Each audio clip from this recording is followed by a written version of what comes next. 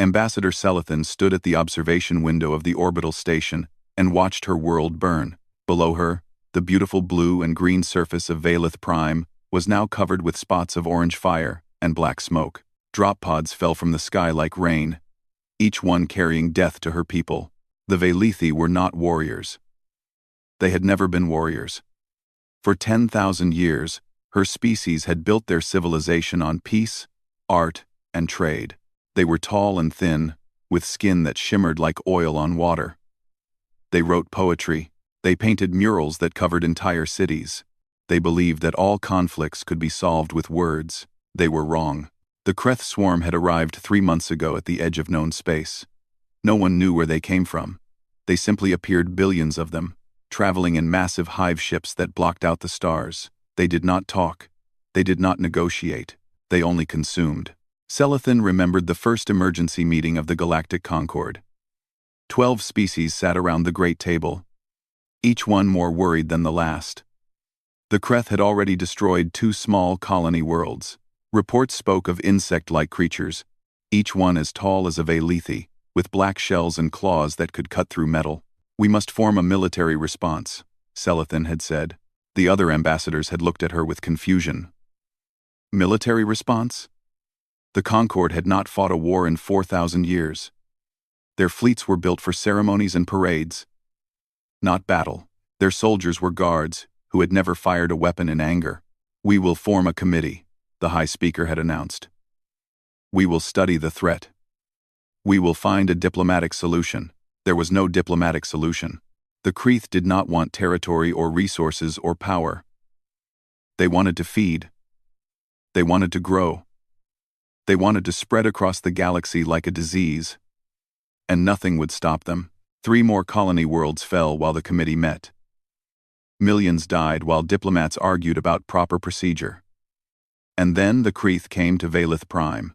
The planetary shields held for 6 hours. They were designed to stop asteroids, not invasion fleets. When they fell, the Kreth poured through like water, through a broken dam. The Concord fleet, 50 beautiful ships with golden hulls and elegant curves, tried to stop them. The battle lasted 20 minutes. 43 ships were destroyed. The rest ran away. Now Selethan watched as her people died. The communication channels were filled with screaming. Cities that had stood for thousands of years were burning. Children were being taken. Families were being torn apart. "Ambassador," her assistant said. His name was Kethel, and he was young, barely past his first century. His iridescent skin had gone pale with fear. "The evacuation ships are ready. We must leave." "And go where?" Selethan asked. "The Kreth will follow. They will find us. They will find everyone. Eventually. Mar. Krethwin. Krethwin. Krethwin. Krethwin. Krethwin. Krethwin. Krethwin. Krethwin. Krethwin. Krethwin. She turned away from the window. She could not watch any more. Her hearts, she had 3 of them, felt like stones in her chest. Everything her people had built. Everything they had created. Everything they had dreamed. It was all ending. "There must be someone who can help," Kethel said. "Another species. Someone with weapons. With soldiers.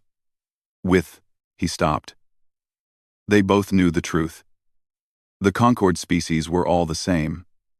They had evolved past violence. They had chosen peace. And now that choice was killing them. But there was one species that was different. Selethan walked to the communication console.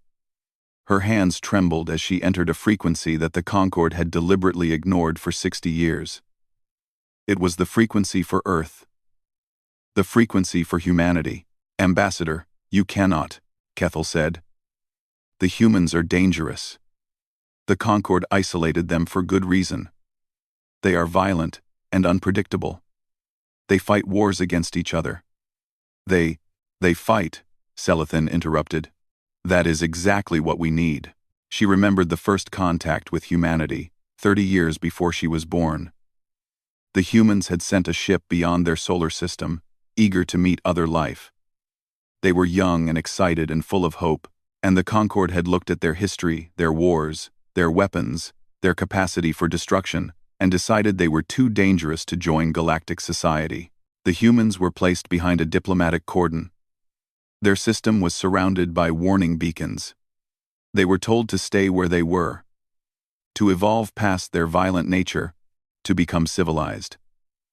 The Concord believed they were protecting the galaxy from a dangerous species. Now Celestine wondered if they had made a terrible mistake. She activated the communication channel. Static filled the air. Then, slowly, a connection formed. A human face appeared on the screen. A female with dark eyes and black hair streaked with gray. She wore a uniform covered with medals and symbols that Celestine did not understand. "This is Admiral Chen Wei-Lin of the Terran Defense Force," the human said. "You are transmitting on a restricted frequency. Identify yourself." "I am Ambassador Celestine of Valith Prime," Celestine said. Her voice broke as she spoke. I am calling to ask for help." The human admiral's expression did not change. The Galactic Concord made it very clear that they wanted nothing to do with humanity. "We have respected your wishes." The Concord was wrong. Tears fell from Celestine's large eyes. She did not try to stop them. "We were afraid of you. We were afraid of what you might do. But now something worse has come. Something that will destroy us all." She pressed a button, and footage from Valith Prime appeared on the screen. Burning cities, running civilians, Kreth warriors tearing through streets, killing everything in their path.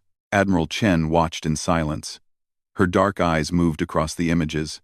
Her jaw tightened. "Please," Celestine whispered. "We know we have no right to ask. We know what the Concord did to your people. But there is no one else. The Concord cannot fight. We cannot fight. My people are dying. Admiral, my entire species is dying. And you are the only ones who might be able to help." For a long moment, Admiral Chen said nothing. The only sound was the static of the communication channel and the distant rumble of explosions from the planet below. Then the Admiral spoke. "Hold your position, Ambassador. Help is coming." The channel closed. Celestine stood alone in the observation room, watching her world burn, and allowed herself something she had not felt in weeks: hope. Admiral Chen Wei-Lin closed the communication channel and sat in silence. Around her, the officers of Orbital Defense Command waited for orders. They had all seen the footage from Valith Prime. They had all heard the alien ambassador beg for help. "Admiral," Commander Torres said carefully, "protocol requires us to ignore communications from Concord species. They made it very clear that humanity is not welcome in galactic affairs. Don't 20437. I know what they made clear," Chen said. She stood up and walked to the main view screen. Earth floated there, blue and beautiful, wrapped in clouds. 8 billion humans lived on that planet. They had families, hopes, dreams. They woke up each morning believing they were safe. The Concord thought they had contained humanity. They thought the warning beacons around the solar system would keep the dangerous species locked away forever. They did not understand humans at all. In the 60 years since first contact, humanity had not been sitting quietly. They had been watching, learning, and preparing. Secret observation satellites monitored Concord communications. Scientists studied every piece of alien technology they could find. Engineers built ships that were not meant for exploration, they were meant for war. The Concord saw humanity's violent history as a weakness. Admiral Chen knew it was their greatest strength. "Get me General Morrison at Marine Command," she said. 5 minutes later, a weathered face appeared on screen. General Thomas Morrison was 70 years old, but his eyes were sharp and his voice was strong. He had served in 3 conflicts on Earth before joining the space program. He understood what violence meant, what it cost, and when it was necessary. "Admiral," he said, "I assume you've seen the transmission from Valith Prime." "I have. I'm authorizing deployment of the 7th Marine Expeditionary Force." Morrison nodded slowly. "You know this goes against every order we've been given. The politicians will not be happy. The politicians can argue while aliens die, or they can argue after we save them. I've made my choice. A small smile crossed Morrison's face. The 7th has been training for this moment for 20 years. They're ready. But Admiral, I need to know, why are we doing this? The Concorde treated us like animals. They locked us in a cage. Why should we help them? Chen looked at the footage still playing on her secondary screen. Alien civilians ran through burning streets. Alien children screamed for their parents. Alien families were being torn apart by monsters. Because they're people, she said simply. They may not look like us. They may not think like us. But they're people. And they need help. That's enough reason for me. Morrison straightened. That's enough reason for me too. I'll wake the Marines. Across the solar system, alarms began to sound. On Mars, in the underground training facilities that officially did not exist, 3,000 men and women received orders they had been waiting years to hear. They were the 7th Terran Marine Expeditionary Force, the best soldiers humanity had ever produced. Sergeant Major Rhea Okonkwo was in the middle of a training exercise when the alarm came. She was 42 years old, born in Lagos, raised in orbit. And she had been a Marine for 20 years. She had scars on her hands and steel in her spine. When the younger soldiers looked at her, they saw someone who would walk through fire and expect them to follow. Listen up, she shouted as her platoon gathered around her. This is not a drill. We have a real mission: first contact with hostile aliens. The Kreeth swarm is attacking a species called the Velithi. They asked for our help. Private First Class Amara Hassan raised her hand. She was 19 years old, fresh out of training, but her eyes were steady. Sergeant Major, aren't we supposed to stay in our own system? The Concorde said. The Concorde said a lot of things, Okonkwo interrupted. They said we were too violent to join their little club. They said we needed to evolve. Well, now their evolution has led them to extinction, and they're begging the violent species to save them. She paused. Any of you have a problem with that? Silence. Good. Because here's what we're going to do. We're going to fly halfway across the galaxy. We're going to land on an alien world. And we're going to show these Kreeth what happens when you attack people under humanity's protection. Corporal David Reyes stepped forward. He was 25, born on a mining station in the asteroid belt, and he had arms like tree trunks.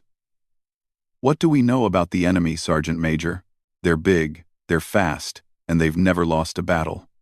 They eat everything in their path: plants, animals, people. They communicate through some kind of hive mind. They don't feel fear. They will. Someone muttered from the back of the group. Okonkwo smiled. It was not a pleasant smile. Yes. They will. Now move. We ship out. In 1 hour. The Marines moved like a machine. Weapons were checked and loaded. Armor was fitted and sealed. Drop pods were prepared for launch. In the hangar bay, the massive shape of the TMS Resolution waited humanity's first true warship, built in secret over 30 years. It was not a beautiful ship.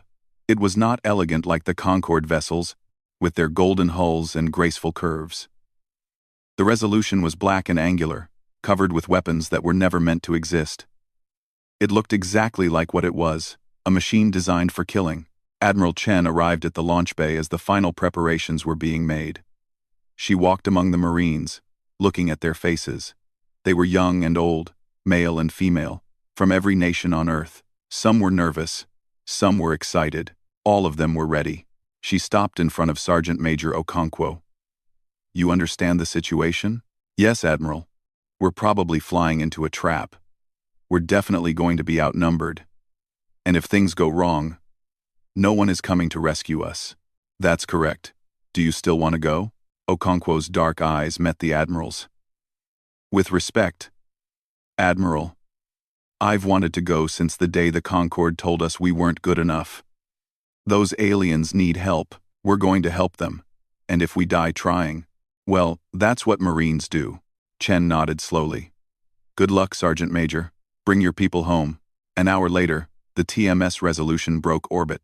Its engines lit up the darkness of space as it accelerated toward the edge of the solar system. Behind it, the warning beacons placed by the Concorde blinked uselessly. The cage was open. On the bridge, Admiral Chen watched the stars stretch into lines as the ship entered faster than light travel. They were crossing a distance that no human had ever crossed before, going to fight an enemy they had never faced, for people they had never met. It was insane. It was impossible. It was exactly what humans did best. "Time to Valith Prime?" she asked. 14 hours.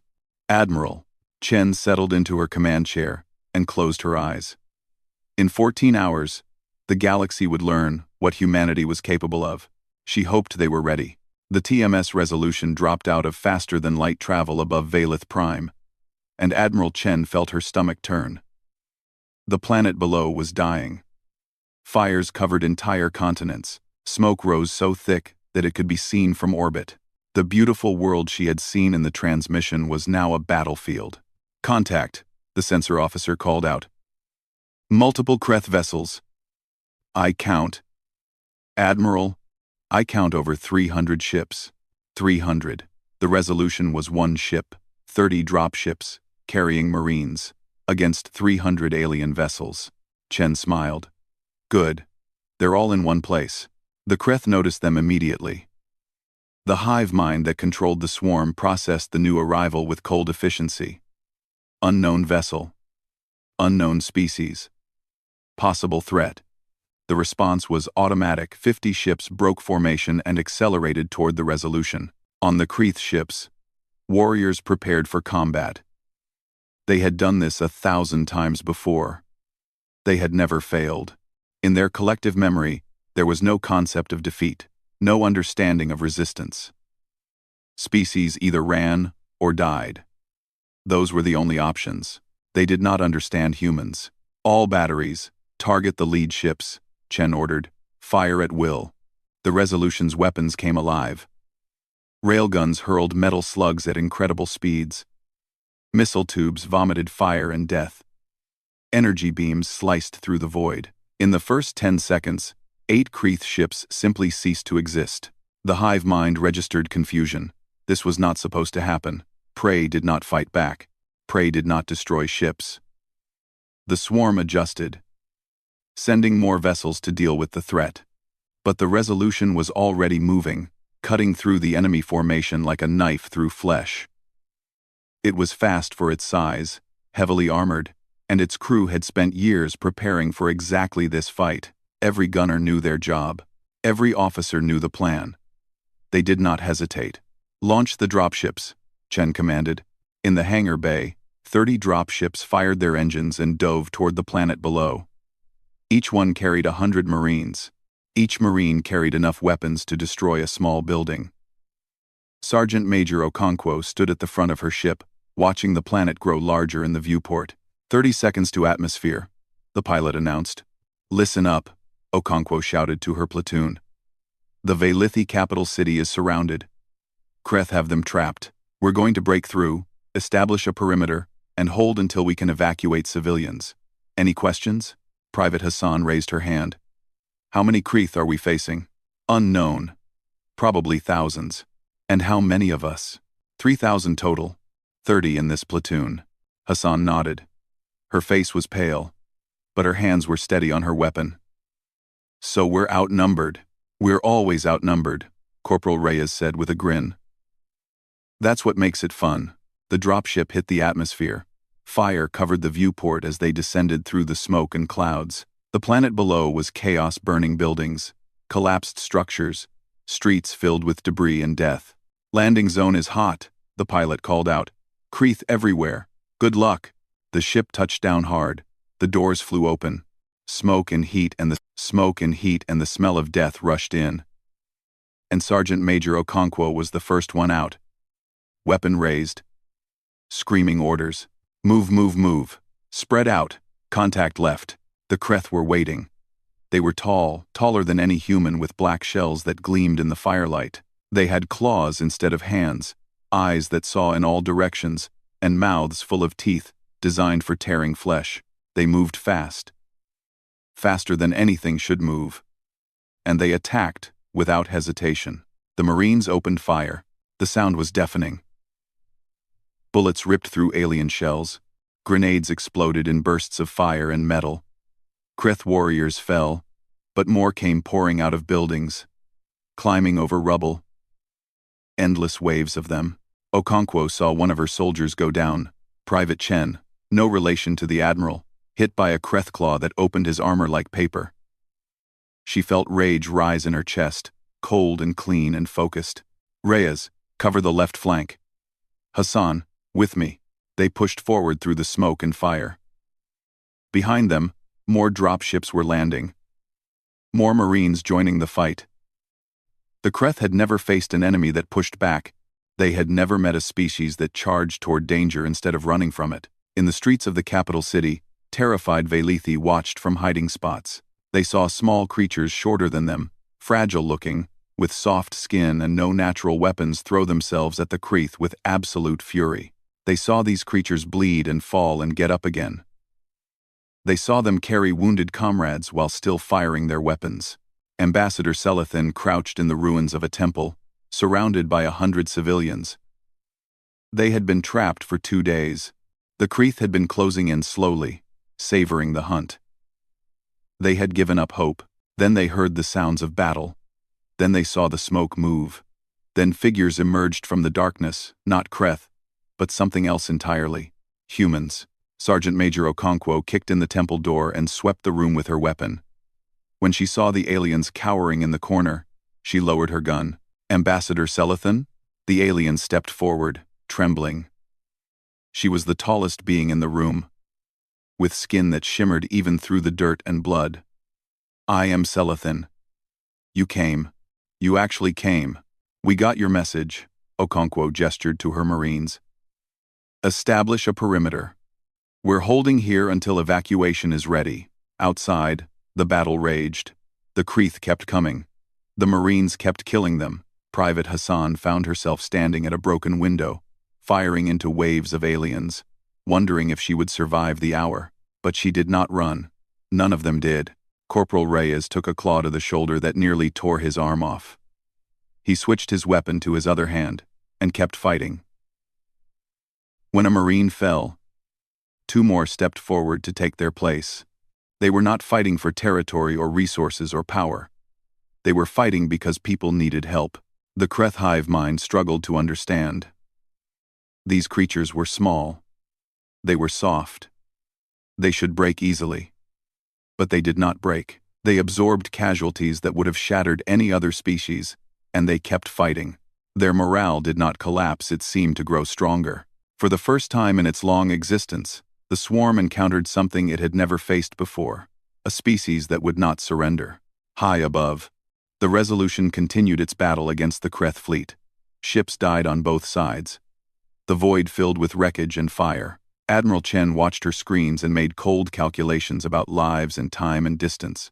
They were winning. Barely, but they were winning. On the ground, Sergeant Major Okonkwo stood at the temple entrance, firing into the smoke. Blood ran down her face from a cut on her forehead. Her armor was cracked in a dozen places. She had been fighting for 3 hours without rest. Behind her, Ambassador Selethin watched in silent amazement. This human was wounded, exhausted, facing an endless enemy, and she was smiling. Why? Selethin whispered. Why do you keep fighting? Okonkwo ejected an empty magazine and slammed a new one into her weapon. Because that's what we do, Ambassador. We fight until we can't fight anymore. And then we fight some more. She turned back to the battle. The smoke swirled. The Kreth screamed. And the Terran Marines held the line. The battle for Valith Prime lasted 11 days. On the first day, the Marines secured the capital city. They lost 200 soldiers, taking the spaceport, fighting through streets filled with Kreth warriors. By nightfall, evacuation ships were landing, carrying civilians to safety aboard the Resolution and its escort vessels. On the second day, the Kreth attacked in force. 10,000 warriors swept across the city like a tide of black shells and sharp claws. The Marines held them at the perimeter walls, fighting hand to hand when ammunition ran low. Corporal David Reyes became a legend that day, standing alone at a breach in the wall for 9 hours with a shattered arm, refusing to retreat, killing everything that came through. When they finally pulled him back, he had 17 wounds, and his armor was more blood than metal. The medics said he should be dead. He asked for a new weapon. On the third day, other Concord species began to watch. Their observation ships held position at the edge of the system, recording everything. They had expected the humans to die quickly. They were a young species. Small, fragile, fighting an enemy that had destroyed a dozen worlds. Instead, they saw something they could not understand. They saw humans laugh. In the middle of combat, surrounded by death, facing impossible odds, humans laughed. They made jokes. They shouted insults at the Kreth. They behaved as if the whole thing was some kind of game they fully intended to win. The Concord observers did not know what to make of this. The Veilithi would have been paralyzed by despair. The Korathi would have calculated the odds and surrendered. The Melian would have negotiated. But humans? Humans seemed to think that being outnumbered was just part of the challenge. On the fifth day, Ambassador Selethin found Sergeant Major Okonkwo resting in the ruins of a collapsed building. The human woman had not slept in 3 days. Her face was gray with exhaustion. But when Selethin approached, she opened her eyes and sat up. "Ambassador, how are the civilians?" "Safe, for now. Your people have been moving them to the evacuation ships." Selethin sat down on a broken piece of wall. She was taller than the human by almost a foot, but somehow Okonkwo seemed larger. "I have a question, if you will permit it." "Ask. Why do you fight this way?" Okonkwo frowned. "What do you mean?" "I have watched your soldiers these past days. They take wounds that would kill a Veilithi and continue fighting. They carry each other to safety while under fire. They throw themselves on grenades to protect their companions. They seem to feel no fear." "Oh, we feel fear," Okonkwo said. "Every single one of us is terrified. I'm terrified right now. But fear doesn't mean you stop. Fear means you keep going anyway, because the thing you're fighting for is more important than the thing you're fighting against." Selethin shook her head. "I do not understand. You barely know us. Your species and ours have never been allies. The Concord treated you as prisoners. Why would you die for strangers who have done nothing but reject you?" For a long moment, Okonkwo was silent. Then she pointed to a group of Veilithi children being led to an evacuation shuttle by a squad of Marines. They were scared, these alien children, but they walked calmly because the humans made them feel safe. "You see those kids? They're not my species. They're not my family. I'll never see them again after this is over. But they were scared, and they needed help, and we could help them." "That's enough. That's enough," Selethin repeated. "Just, that's enough. That's how humans work, Ambassador. We adopt things. People, animals, causes, it doesn't matter. Once we decide something is ours to protect, we protect it. And right now, your people are ours." On the 7th day, Private First Class Amara Hassan took a piece of shrapnel to her abdomen. The medics patched her up and told her to rest. 2 hours later, she was back on the line, holding a section of wall with 3 other Marines against a wave of Kreth attackers. Selethin found her there, during a break in the fighting. The young human was bleeding through her bandages, her face pale, her hands shaking.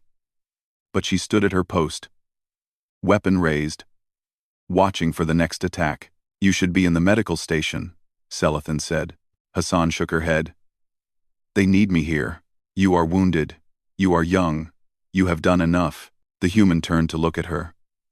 Her eyes were exhausted. But there was something in them that Selethin did not recognize. A kind of quiet strength that seemed to come from somewhere deep inside. "Ambassador, I'm 19 years old.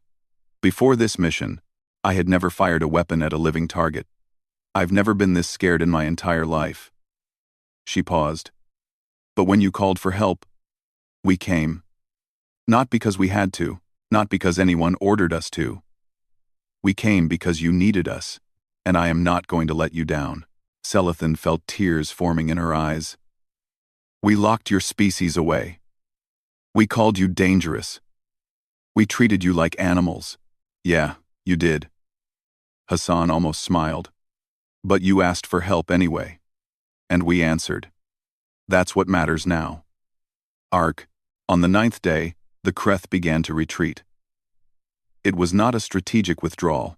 It was not a regrouping. For the first time in their recorded history, the hive mind chose to flee. They had lost too many warriors. They had faced an enemy that refused to break. Every calculation, every prediction, every strategy had failed. The humans were not logical. The humans were not efficient. The humans were something the Kreth had never encountered before. They were relentless. The Concord observers recorded the retreat with stunned silence. A species that had conquered dozens of worlds, that had destroyed civilizations older than humanity itself, was running from 3,000 soldiers and 1 warship. On the 11th day, the last Kreth ship left the system. Valith Prime was scarred but standing. 40% of its surface was damaged. 3 billion people had died before the Marines arrived, but 5 billion were still alive. Saved by creatures from a species the Concord had tried to forget, Admiral Chen stood on the bridge of the Resolution and watched the enemy disappear into the darkness between stars. Her ship was damaged. Her crew was exhausted. They had lost nearly half of the Marines they had brought, but they had won. Admiral, Commander Torres said quietly, "We're receiving a transmission from the Concord observation fleet. They want to speak with you." Chen considered refusing. The Concord had imprisoned her species. They had called humans dangerous and primitive and unworthy. They had sat and watched while Valith Prime burned. Too afraid or too proud to help, but that was not why she had come. She had come because people needed help. "Put them through," she said. A face appeared on the screen, a Korathi, with gray skin and large eyes filled with what might have been shame. "Admiral Chen, on behalf of the Galactic Concord, we." The alien stopped, struggling to find words. "We do not know how to thank you. You could start by treating us like equals," Chen said. "You could continue by never locking anyone in a cage again. And you could finish by remembering that when your galaxy was dying, it was the dangerous species that came to save it." She cut the transmission before the Korathi could respond. She had nothing else to say to them. Down on the planet, Sergeant Major Okonkwo sat among the ruins of the temple where she had first met Ambassador Celathan. The smoke was clearing. The fires were dying. The sun was rising on a world that had nearly been destroyed. They had done it. They had actually done it. She closed her eyes and let herself rest. Just for a moment. Tomorrow, there would be more work to do. There always was. But for now, it was enough to know that when the galaxy called for help, humanity had answered. 3 months after the Battle of Valith Prime, Ambassador Celathan stood before the Galactic Concord. The great chamber was filled with representatives from 12 species, all of them watching her with expressions she could not read. Once, this room had made her feel small and insignificant. Now, after everything she had witnessed, it felt different. The Concord felt different. "I have been asked to provide testimony regarding the human intervention on Valith Prime," she began. Her voice was steady. She had practiced this speech 100 times. "But I do not think you want testimony. I think you want me to tell you that you were right, that the humans are dangerous, that we should fear them, that the quarantine should continue." She paused, looking at the faces around her. The Korathi delegation shifted uncomfortably. The Melian ambassador would not meet her eyes. "I will not tell you that. I will tell you the truth." She pressed a button, and images appeared above her head, recordings from the battle. Marines charging through fire, soldiers carrying wounded Valithi to safety. Corporal Reyes standing alone at a broken wall, Private Hassan fighting through her injuries to protect people she had never met. These humans came to save us. They crossed half the galaxy, knowing they might die, knowing they might never go home. The Concord, our great Concord, with all its wisdom and power, did nothing. You formed committees. You made statements of concern. You watched from a safe distance while my people were slaughtered. Her voice grew harder. And when the battle was over, when the Kreth were running and the fires were dying, do you know what the humans asked for? Nothing. Not territory. Not resources. Not political power. They asked for nothing. They simply gathered their wounded and their dead, and they prepared to go home. The chamber was silent. Selethin let that silence stretch. You called them dangerous. You were right. They are dangerous to anyone who threatens the innocent. They are dangerous to invaders, to monsters, to creatures like the Kreth. But they are not dangerous to those who need help. To those who call out in the darkness, they are the ones who answer. She turned to face the High Speaker directly. The question is not whether humanity should join the Concord. The question is whether the Concord deserves to have humanity join it. The vote took 3 hours. There were arguments and debates and accusations. Some species wanted to pretend nothing had changed. Others were too ashamed to speak. But in the end, the decision was clear. The quarantine was lifted. The warning beacons were deactivated. Humanity was invited to take a seat at the table. Admiral Chen received the news aboard the Resolution, still in orbit around Valith Prime. Her ship was being repaired. Her crew was recovering. Of the 3,000 Marines who had made the journey, only 1,600 were returning home. The rest were buried on an alien world, far from the planet they had died to protect. She read the invitation from the Concord carefully. It was formal and diplomatic, full of careful language and political qualifications. But beneath all that, the message was simple. We were wrong, and we are sorry. She dictated a response. We do not need your permission. We never did. But we will stand with anyone who needs us. That is who we are. That is who we have always been. Then she ordered the ship to prepare for departure. It was time to go home. On the surface of Valith Prime, construction had already begun on a memorial. It stood in the center of the capital city, on ground that had been soaked with blood and fire.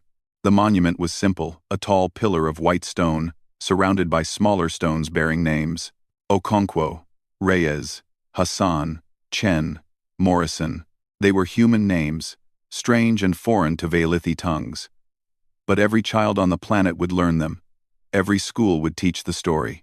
Every generation would remember the day the sky burned, and strange creatures emerged from the smoke not to conquer, but to save. Private First Class Amara Hassan stood before the memorial on her last day on Valith Prime. Her wounds had healed. Mostly. The scars would stay with her forever. She was 19 years old, and she had seen things that most humans would never see. A young Valithi approached her, a child, barely tall enough to reach Hassan's shoulder. She had iridescent skin and large eyes filled with curiosity. Are you a human? The child asked. Yes. My father says you saved us. He says you came from very far away and fought the monsters. Hassan smiled. It hurt to smile. Her face was still bruised, but she did it anyway. We did. Class gone. We did. Why? The question was simple. The answer was complicated. But Hassan thought about it for a moment, and then she knelt down, so she was eye level with the child. Because your people were scared, and they needed help. And when someone needs help, you help them. That's what you do. The child nodded seriously, as if this made perfect sense. Will you come back if the monsters come again? Yes. We will always come back. The child smiled and ran off to join her family. Hassan watched her go. This alien creature from a species she had never known existed 6 months ago.